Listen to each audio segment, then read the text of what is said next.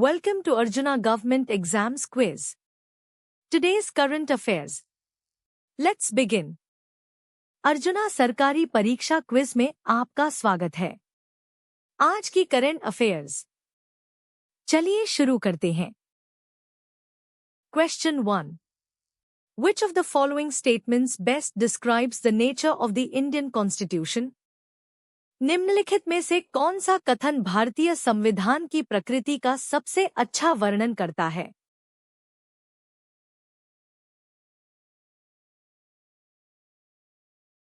The correct answer is quasi-federal.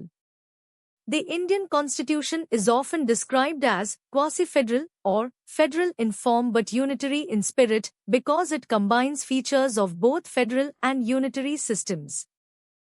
सही उत्तर है अर्धसंघीय। भारतीय संविधान को अक्सर अर्धसंघीय या रूप में संघीय लेकिन भावना में एकात्मक के रूप में वर्णित किया जाता है क्योंकि यह संघीय और एकात्मक दोनों प्रणालियों की विशेषताओं को जोड़ता है। Question 2. Matters on which both the Parliament and the state legislatures can make laws are included in which list of the 7th schedule? जिन मामलों पर संसद और राज्य विधानमंडल दोनों कानून बना सकते हैं, वे 7वीं अनुसूची की किस सूची में शामिल हैं?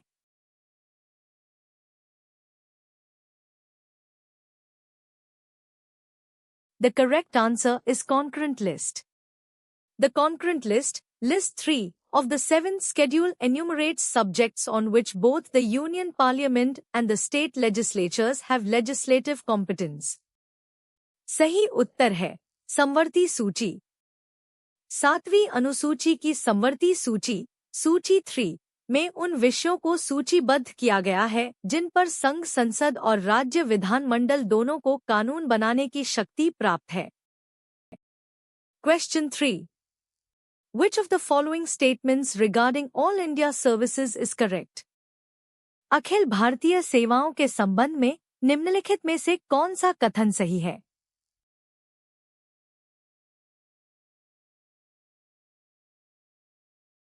The correct answer is they are common to both the Union and the states. All India services, IS, IPS, IFs, are common to both the Union and the states, with their recruitment and training done by the centre, but their services are allotted to various state cadre. सही उत्तर है वे संघ और राज्यों दोनों के लिए सामान्य हैं। अखिल भारतीय सेवाएं, IAS, IPS, IFS, संघ और राज्यों दोनों के लिए सामान्य हैं, जिनकी भर्ती और प्रशिक्षण केंद्र द्वारा किया जाता है, लेकिन उनकी सेवाएं विभिन्न राज्य कैडरों को आवंटित की जाती हैं। Question 4. The Finance Commission is constituted to recommend on which of the following? वित्त आयोग का गठन निम्नलिखित में से किस पर सिफारिश करने के लिए किया जाता है?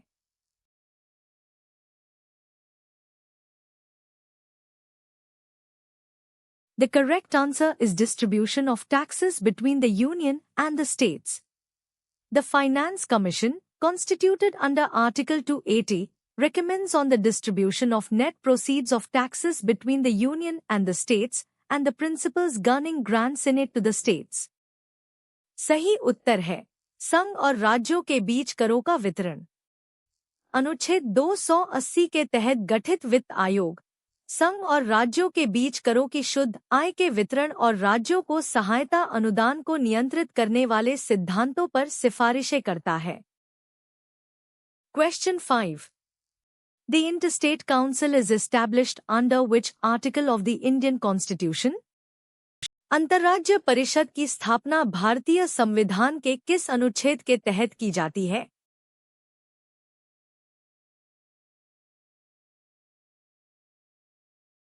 The correct answer is Article 263. Article 263 empowers the President to establish an interstate council to inquire into and advise upon disputes between states, investigate and discuss subjects of common interest, and make recommendations for better coordination of policy and action. सही उत्तर है अनुच्छेद 263। अनुच्छेद 263 राष्ट्रपति को राज्यों के बीच विवादों की जांच करने और सलाह देने, सामान्य हित के विषयों की जांच और चर्चा करने तथा नीति और कार्रवाई के बेहतर समन्वय के लिए सिफारिशें करने हेतु एक अंतर्राज्य परिषद स्थापित करने का अधिकार देता है। Question 6. Which of the following is a mandatory provision of the 73rd Constitutional Amendment Act regarding Panchayati Raj institutions? पंचायती राज संस्थाओं के संबंध में 73वें संवैधानिक संशोधन अधिनियम का निम्नलिखित में से कौन सा अनिवार्य प्रावधान है?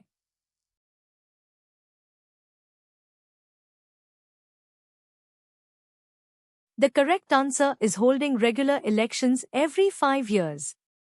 Holding regular elections to panchayats every 5 years is a mandatory provision of the 73rd Amendment Act.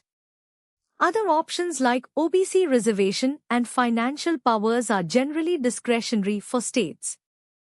सही उत्तर है हर 5 साल में नियमित चुनाव कराना। पंचायतों के लिए हर 5 साल में नियमित चुनाव कराना 73वें संशोधन अधिनियम का एक अनिवार्य प्रावधान है। ओबीसी आरक्षण और वित्तीय शक्तियों जैसे अन्य विकल्प आमतौर पर राज्यों के लिए विवेकाधीन होते हैं। Question 7. The 74th Constitutional Amendment Act deals with which of the following? 74वां संवैधानिक संशोधन अधिनियम निम्नलिखित में से किससे संबंधित है?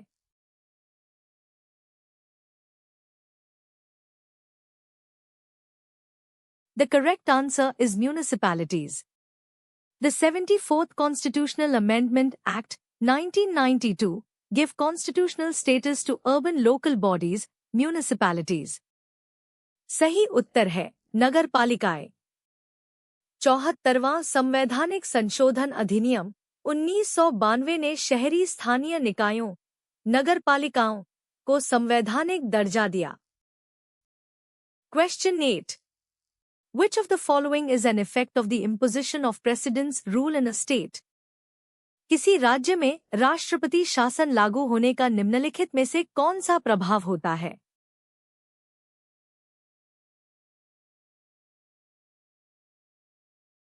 The correct answer is the powers of the state legislature are exercised by or under the authority of parliament.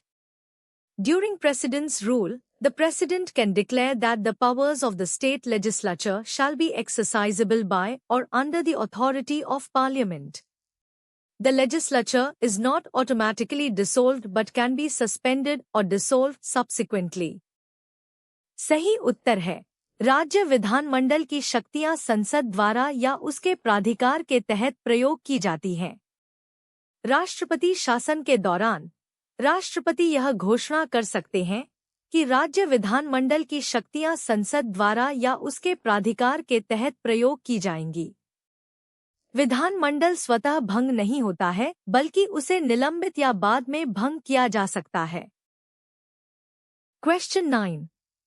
Recently, the President of India gave assent to a bill to rename a state as Kelam. Which state is being referred to? हाल ही में भारत के राष्ट्रपति ने एक राज्य का नाम बदलकर Callum करने वाले विधेयक को अपनी सहमति दी।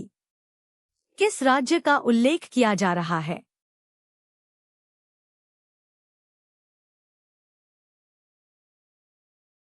The correct answer is Kerala. The President of India recently gave assent to the Kerala Name Change Bill 2024, officially renaming the state of Kerala to Kelam. सही उत्तर है केरल। भारत के राष्ट्रपति ने हाल ही में केरल नाम परिवर्तन विधेयक 2024 फीट को अपनी सहमति दी, जिससे केरल राज्य का नाम आधिकारिक तौर पर केलम हो गया। Question 10. Recently, the Jharkhand government cancelled the results of a key examination and other recruitment tests conducted since 2014 following widespread student protests. Which examination was primarily involved in these protests and cancellations? हाल ही में झारखंड सरकार ने व्यापक छात्र विरोध प्रदर्शनों के बाद एक महत्वपूर्ण परीक्षा और 2014 से आयोजित अन्य भर्ती परीक्षाओं के परिणामों को रद्द कर दिया। इन विरोध प्रदर्शनों और रद्द करने में मुख्य रूप से कौन सी परीक्षा शामिल थी?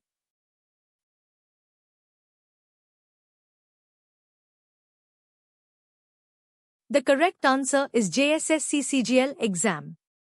Following significant student protests, the Jharkhand government cancelled the results of the JSS CCGL, Jharkhand Staff Selection Commission, combined graduate level exam and other recruitment tests conducted since 2014. सही उत्तर है JSS CCGL परीक्षा छात्रों के महत्वपूर्ण विरोध प्रदर्शनों के बाद झारखंड सरकार ने JSS CCGL, झारखंड कर्मचारी चयन आयोग, संयुक्त स्नातक स्तरीय परीक्षा और 2014 से आयोजित अन्य भर्ती परीक्षाओं के परिणामों को रद्द कर दिया। Question 11. The Gujarat government recently clarified the roles and job chart of which local administrative functionaries, indicating efforts to streamline local governance? Gujarat सरकार ने हाल ही में किन स्थानीय प्रशासनिक पदाधिकारियों की भूमिकाओं और कार्य सूची को स्पष्ट किया, जो स्थानीय शासन को सुव्यवस्थित करने के प्रयासों का संकेत देता है?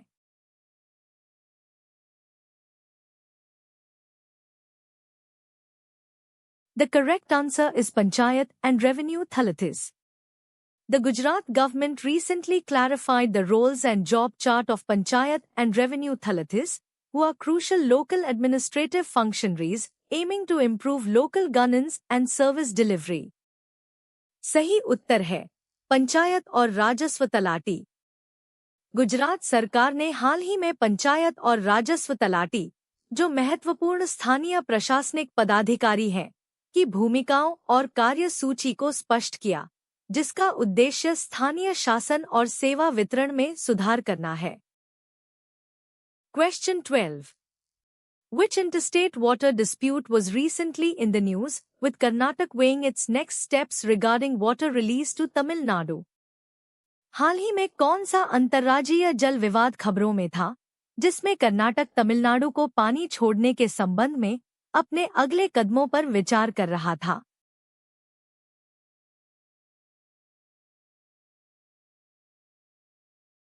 The correct answer is Kaveri River dispute. The Kaveri River dispute between Karnataka and Tamil Nadu frequently surfaces, with recent news indicating Karnataka's considerations regarding water release to Tamil Nadu. सही उत्तर है कावेरी नदी विवाद।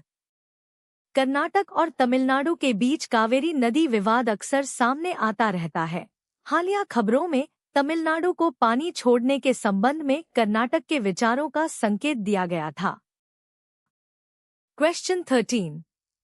The Enforcement Directorate, ED, recently attached assets worth crores in a fake government offices funds case in which Indian state, highlighting the role of central agencies in investigating financial crimes across states. प्रवर्तन निदेशालय, ED, ने हाल ही में किस भारतीय राज्य में फर्जी सरकारी कार्यालयों के धन मामले में करोड़ों रुपए की संपत्ति कुर्क की, जो राज्यों में वित्तीय अपराधों की जांच में केंद्रीय एजेंसियों की भूमिका को उजागर करता है?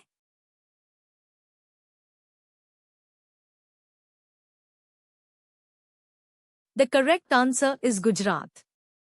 The ED recently attached assets worth 22.7 crores rupees in Gujarat in connection with a fake government offices funds case, demonstrating the involvement of central agencies in interstate financial crime investigations. सही उत्तर है Gujarat.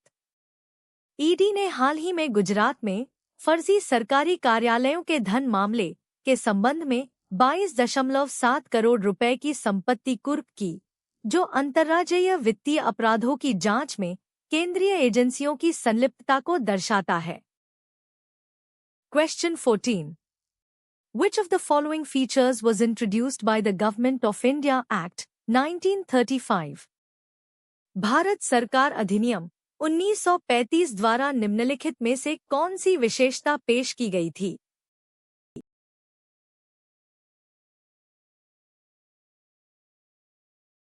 The correct answer is provincial autonomy. The Government of India Act, 1935, introduced provincial autonomy, abolishing diarchy in the provinces and introducing it at the centre, though it never came into effect. Separate electorates for Muslims were introduced by the Monumental reforms of 1909. सही उत्तर है प्रांतीय स्वायत्तता। भारत सरकार अधिनियम 1935 ने प्रांतीय स्वायत्तता की शुरुआत की, प्रांतों में द्वैध शासन को समाप्त कर दिया और इसे केंद्र में पेश किया। हालांकि यह कभी लागू नहीं हुआ। मुसलमानों के लिए पृथक निर्वाचन क्षेत्र 1909 के मॉलमेंटो सुधारों द्वारा पेश किए गए थे। Question 15। The goods and services tax (GST) council, a unique body in India's fiscal federalism, is chaired by whom? Bharat के राजकोषीय संघवाद में एक अद्वितीय निकाय वस्तु एवं सेवा कर (GST) परिषद की अध्यक्षता कौन करता है?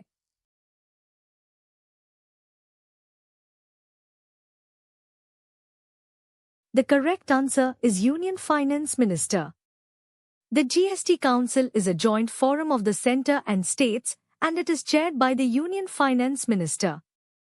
It makes recommendations to the Union and the states on important issues related to GST. सही उत्तर है केंद्रीय वित्त मंत्री। जीएसटी परिषद केंद्र और राज्यों का एक संयुक्त मंच है और इसकी अध्यक्षता केंद्रीय वित्त मंत्री करते हैं। यह जीएसटी से संबंधित महत्वपूर्ण मुद्दों पर संघ और राज्यों को सिफारिशें करता है। Question 16। Which of the following bodies is primarily responsible for resolving interstate water disputes in India? Bharat में अंतर्राज्यीय जल विवादों को हल करने के लिए निम्नलिखित में से कौन सा निकाय मुख्य रूप से जिम्मेदार है?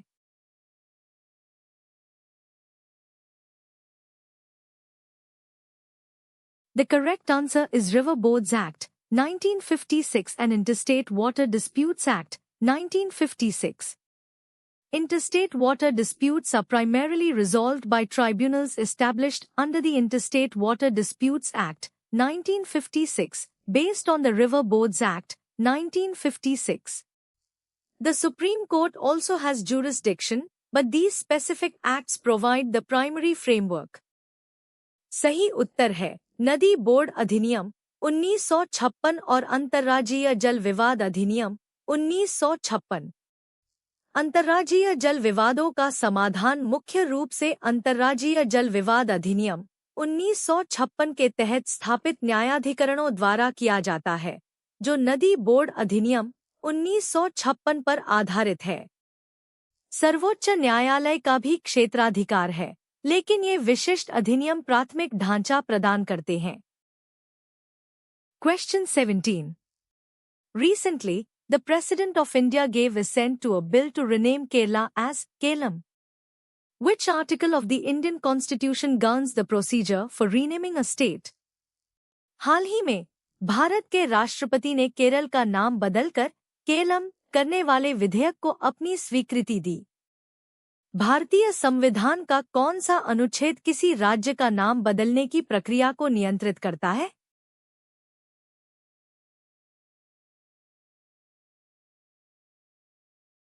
The correct answer is Article 3. Article 3 of the Indian Constitution empowers the Parliament to form new states, alter the areas, boundaries, or names of existing states. A bill for this purpose can be introduced in either House of Parliament only on the recommendation of the President.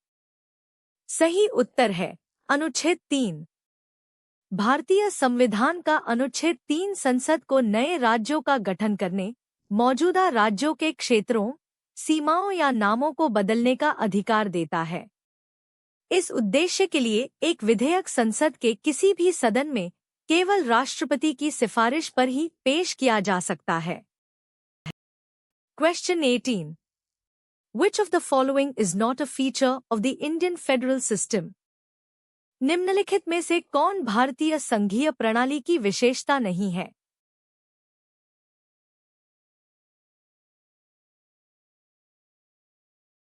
The correct answer is single citizenship.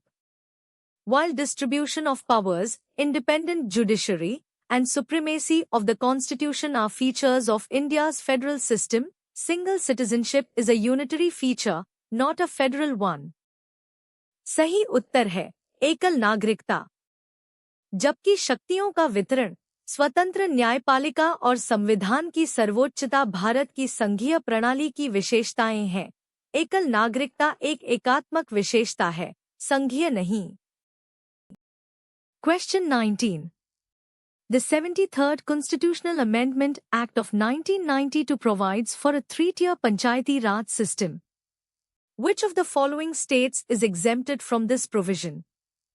1992 का 73वां संवैधानिक संशोधन अधिनियम त्रिस्तरीय पंचायती राज प्रणाली का प्रावधान करता है।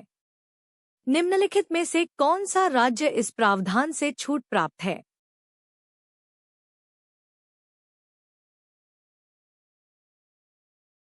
The correct answer is Meghalaya.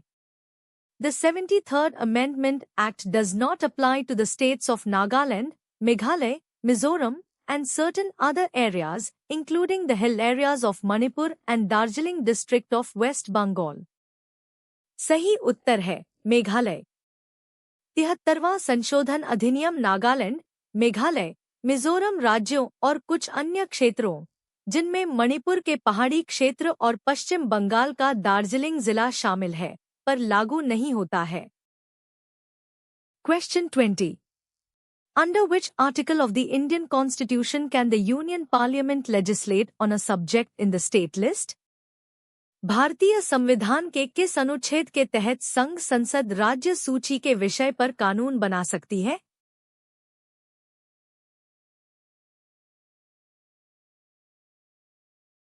The correct answer is Article 249. Article 249 enables Parliament to legislate on a matter in the state list if the Rajya Sabha passes a resolution declaring it to be necessary or expedient in the national interest. सही उत्तर है अनुच्छेद 249। अनुच्छेद 249 संसद को राज्य सूची में किसी विषय पर कानून बनाने में सक्षम बनाता है यदि राज्य सभा राष्ट्रीय हित में इसे आवश्यक या समीचीन घोषित करते हुए एक प्रस्ताव पारित करती है। Question 21. Which of the following statements about the Finance Commission is correct? वित्त आयोग के बारे में निम्नलिखित में से कौन सा कथन सही है?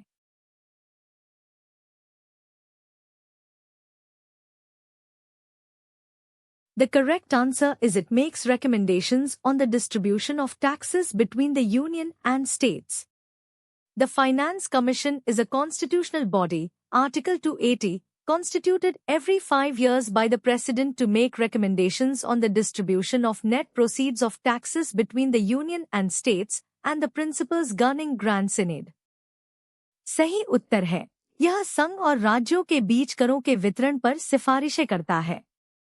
वित्त आयोग एक संवैधानिक निकाय, अनुच्छेद 280, है जिसका गठन हर 5 साल में राष्ट्रपति द्वारा संघ और राज्यों के बीच करों की शुद्ध आय के वितरण और सहायता अनुदान को नियंत्रित करने वाले सिद्धांतों पर सिफारिशें करने के लिए किया जाता है।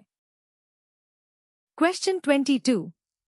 The concept of cooperative federalism in India is best reflected by the role of Bharat में सहकारी संघवाद की अवधारणा निम्नलिखित में से किसकी भूमिका से सर्वोत्तम रूप से परिलक्षित होती है?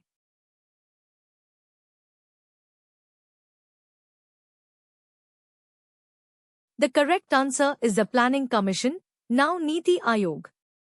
Niti Aayog, formerly Planning Commission, promotes cooperative federalism by involving states in policy making and fostering interstate cooperation for development. सही उत्तर है योजना आयोग, अब NITI Aayog.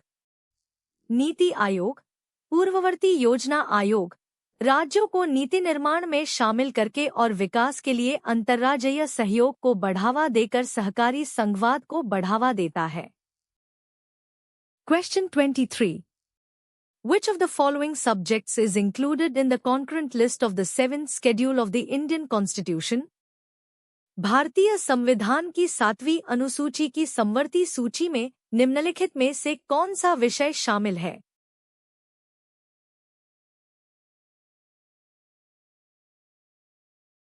The correct answer is education. Education was transferred from the state list to the concurrent list by the 42nd Amendment Act of 1976. Public order, police and agriculture remain in the state list. सही उत्तर है शिक्षा को 1976 के 42वें संशोधन अधिनियम द्वारा राज्य सूची से समवर्ती सूची में स्थानांतरित कर दिया गया था। लोक व्यवस्था, पुलिस और कृषि राज्य सूची में ही रहते हैं। Question 24. The doctrine of pleasure, as applicable to civil servants in India, is derived from which constitutional provision? Bharat में सिविल सेवकों पर लागू खुशी का सिद्धांत किस संवैधानिक प्रावधान से लिया गया है?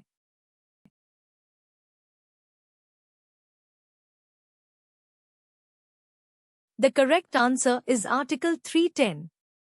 Article 310 of the Indian Constitution states that every person who is a member of a defence service or of a civil service of the Union or of an All India service or holds any post connected with defence or any civil post under the Union holds office during the pleasure of the President, and every person who is a member of a civil service of a state or holds any civil post under a state holds office during the pleasure of the governor of the state. सही उत्तर है अनुच्छेद 310।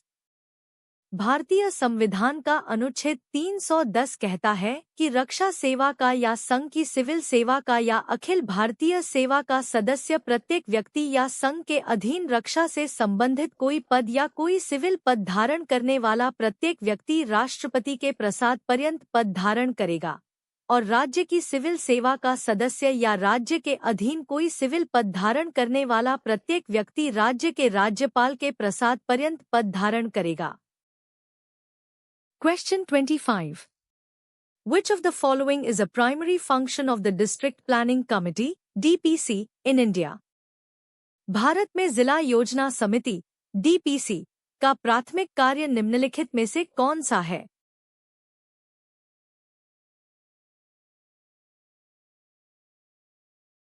The correct answer is to consolidate the plans prepared by panchayats and municipalities in the district. As per Article 243ZE, the District Planning Committee is mandated to consolidate the plans prepared by the panchayats and the municipalities in the district and to prepare a draft development plan for the district as a whole. सही उत्तर है जिले में पंचायतों और नगरपालिकाओं द्वारा तैयार की गई योजनाओं को समेकित करना। अनुच्छेद 243ZD के अनुसार जिला योजना समिति को जिले में पंचायतों और नगरपालिकाओं द्वारा तैयार की गई योजनाओं को समेकित करने और पूरे जिले के लिए एक मसौदा विकास योजना तैयार करने का अधिदेश है। Thanks for watching. Subscribe to Arjuna Government Exams Quiz for a new quiz every day. देखने के लिए धन्यवाद। हर दिन नई क्विज के लिए अर्जुना सरकारी परीक्षा क्विज को सब्सक्राइब करें।